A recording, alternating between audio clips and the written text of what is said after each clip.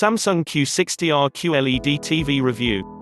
Please take 3 seconds to click the subscribe button on our channel for more upcoming videos. Samsung's flagship screens without the flagship performance. Over the last few years, Samsung's QLED TVs have become synonymous with bright, colorful and, admittedly, rather expensive screens. That's why there's always been an entry-level model, whether it's the Samsung Q6FN from last year, the Samsung Q6F from the year before, or, this year, the brand new Samsung Q60R QLED TV. There's always been some way to get a QLED TV at a lower price, for better and worse. The problem here is that while it shares the QLED moniker, the lowest-tier TV in Samsung's QLED lineup skimps on QLED's best features. It doesn't use the One Connect box for cables and, worse, it doesn't use full-array lighting and instead packs LEDs into the edge of the screen. In practice, that means it's not quite QLED in the same vein as the bright, colorful, extravagant panels we see elsewhere in the lineup that can make HDR content really shine. All said, while this smart TV may have some of the same features of Samsung's QLED lineup, the Q60R doesn't have the performance that's become so synonymous with the technology. That doesn't make it a bad TV overall. In fact, it's great for watching HD, SDR content. It just doesn't live up to the performance of the other QLED TVs. The Samsung Q60, Q60R are the company's 2019 entry-level QLED TVs. They've been available since April and are available in 6 screen sizes: 43-inch, 49-inch, 55-inch, 65-inch, 75-inch and 82-inch. The major difference between the models are price, obviously, and the fact that the larger screen sizes, 75 and 82 inches, has Samsung's wide viewing angle tech inside that helps images retain their color saturation when viewed off-angle. In the US, pricing starts $699 at the low end for the 43-inch and extends up to $2,999 for the 82-inch. We reviewed the 65-inch that comes in at just $1,299, which we feel offers a nice balance between price and performance. That said, the 55-inch is also a good buy at $999. In the UK, pricing starts at £799 for the 43-inch and extends up to £3,999 for the 82-inch. These Samsung TVs are a bit pricier in the UK but remain a good value if you're looking at the 55-inch, £949, or the slightly overpriced 65-inch, £1,499. While it's the lowest-tier QLED in terms of performance, the Q60R looks nearly as good as the other TVs in terms of design. The slim bezel is kept to a relative minimum, and the U-shaped legs sit nicely under the screen. Better yet, the TV is slim when viewed on the side, and that means it will look great on your wall. Unfortunately, both the bezel and the legs are made from plastic which can easily snap or chip, just one more reason you should consider wall mounting. The slimness of the TV is due to the TV using an edge-lit design instead of full-array lighting. The downside is that the TV can't get as bright as the other TVs that use a full-array direct-lit panel, and contrast takes a big hit. We'll talk more about these problems further down in the performance section, but the silver lining here is that at least the TV is relatively thin. Spin the TV around to the back and you'll find all the connection ports for the TV. There you'll find 4 HDMI ports, all of which are HDMI 2.0, and HDMI 4 has ARC, plus 2 USB ports and 1 digital audio out port. The USB ports can be used to power a streaming stick if you don't want to use Samsung's built-in smart platform, or they can be used as ports for a USB stick with extra media. Either way, they're nice to have. Speaking of things that would be nice to have, as you might have noticed, the Samsung Q60R doesn't use Samsung's One Connect box that does a better job of hiding cables.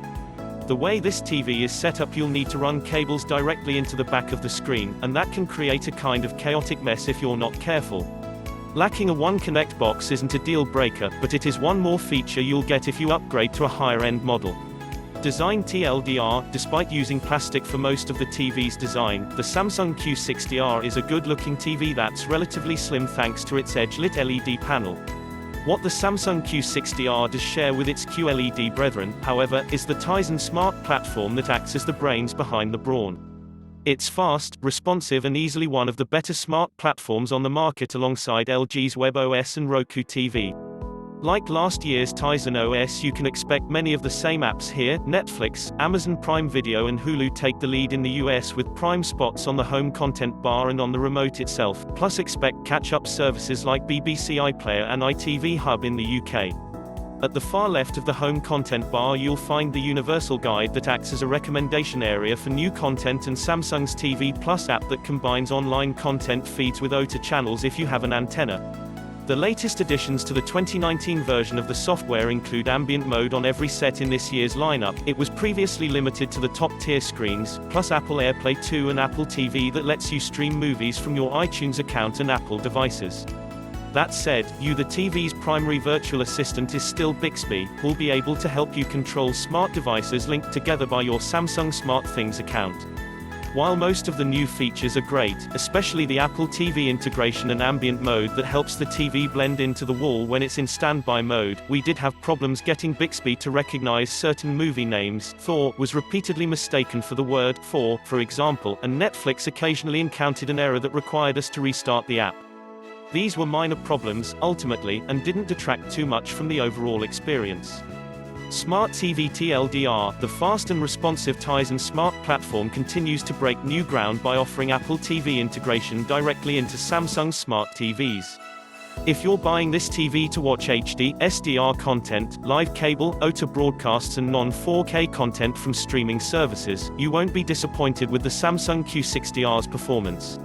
That's because, as you might already know, HD, SDR content doesn't need extravagantly high brightness to put out dazzling pictures. All it needs is a good image upscaler, and that, the Q60R definitely has. To be more specific, the Samsung Q60R uses the company's quantum processor 4K that uses AI algorithms to fill in the details when upscaling from HD to 4K. The resulting image is not only clearer but, actually, more color accurate, too, even in the dynamic picture mode.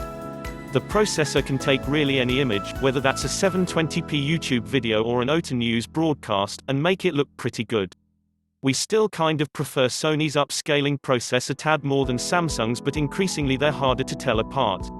In HD, SDR, you'll find 4 picture settings: dynamic, standard, natural and movie, with the middle two looking relatively similar with a slight change in brightness, and the latter adding a slight sepia tone to the overall image.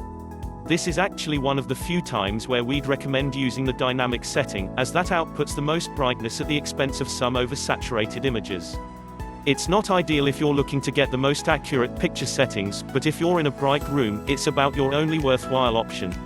Throughout our testing period we watched a number of HD, SDR films and TV shows including Baby Driver and seasons 1 and 2 of Dirk Gently's Holistic Detective Agency. The former proved to be a great test bench for the TV's motion handling, as there are a lot of chase scenes in the film, while the latter was a good test of the TV's color. In terms of motion handling, Samsung has come a long way, and probably now has the edge on LG in the category. Most action scenes in Baby Driver looked super smooth, while dialogue scenes never had that soap opera effect. Adversely, the colors in the second season of Dirk Gently's Holistic Detective Agency were a bit oversaturated and really didn't do anything to help the show's otherwise great cinematography. We noticed a bit of motion blur when playing Days Gone on PS4 Pro, but again, it wasn't super noticeable if you weren't looking for it. HD, SDR performance, with a great upscaling engine and just enough brightness, the Q60R is a good but not incredible HD, SDR screen. Where we were a little more disappointed was with the TV's 4K HDR performance that really lacked in comparison to what we've seen on Samsung's higher-end QLED TVs. That all comes down to the fact that this isn't a direct LED backlit model. It can't get nearly as bright as its QLED brethren, and that means you won't have the same level of contrast and offers a smaller range of displayable colors despite supporting HDR10 and the HDR10 Plus formats. 4K, HDR films and TV series don't really dazzle you the same way they would on another TV, especially if you're sitting in a bright room. Stack this side by side against the Vizio P-Series Quantum from last year or the Sony X950G that just came out a few months ago, and the Q60R looks positively dull by comparison. While it's pretty clear that Samsung Q60R struggles in the peak brightness department, the TV also struggles with black levels, too. On a number of occasions we noticed black level crushing and the removal of details in areas of extreme darkness while watching 4K HDR content. It happens occasionally, and while it's not a deal breaker, it is something you wouldn't see as frequently on another similarly priced TV. At this point we've probably painted the Q60R as a lackluster 4K TV, and while that's certainly true when you compare it side by side other screens or switch from dynamic to one of the more mundane picture settings, it really does have some merit. We spoke about the surprisingly good motion handling in the section above and the color accuracy in the section before that, plus the dynamic setting does add some color vibrancy back to the picture. It also was fine when we watched 4K HDR sports content like Last Chance U on Netflix, a series that really doesn't utilize every color the TV is capable of producing. The other silver lining here is that the Q60R is a pretty good screen for gamers thanks to its low input lag and auto game mode that recognizes when a game system is plugged in as a source. This is also the world's first FreeSync supported TV, making it a perfect companion for any AMD system you might want to bring to the living room. 4K HDR performance TLDR, while it doesn't have the brightest brights and darkest darks, the Q60R is a good pick for gamers who prefer responsiveness over visual quality or documentary enthusiasts who don't need cinema-level visuals. Like the visual performance, the Q60R's audio performance is a bit of a mixed bag. On the plus side, the new AI-controlled intelligent audio feature helps elevate the mids and add clarity to the dialogue, but it's not what we'd consider cinematic sound, either. Most of the time the sound is middling in terms of richness, soundstage and tonal balance. This isn't the most musically inclined TV we've ever heard, nor is it the best suited to make a movie's soundtrack come to life, but it is good at dialogue. Thankfully, the good news for folks who want that extra oomph in terms of audio is that the TV has built-in Bluetooth, optical audio out and HDMI ARC, all of which are ways to get sound from the TV to any kind of speaker you may have laying around. If you're in the market for a new surround setup, the best partner for the Samsung Q60R is a Samsung soundbar. Not only will it match the TV's aesthetic, but they're also some of the best-sounding uni-body speakers on the planet in 2019. Sound TLDR, sound is a bit of a mixed bag, but overall you can expect clear dialogue thanks to the new intelligent audio feature. There are very few TV series in the world that have the range of the Samsung Q60R. The fact that there's both a super cheap 43-inch variation and an understandably pricey 82-inch version means that there's little in the way of comparisons. Because there isn't anything as versatile, instead let's focus on screens you could get for around the same price in the 55 and 65-inch range. While it lacks many of Samsung's coolest tricks like AI sound and the quantum processor 4K, the TCL6 series is still one of our favorite mid-range 4K HDR TVs. It can be had for around $300 less than the Samsung Q60R and provides even better picture quality plus support for Dolby Vision.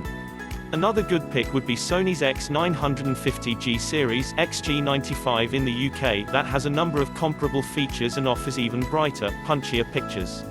It's slightly more expensive than the Q60R, but it's worth looking at before you buy Samsung's entry-level QLED TV. Thanks for watching, please subscribe for more upcoming videos.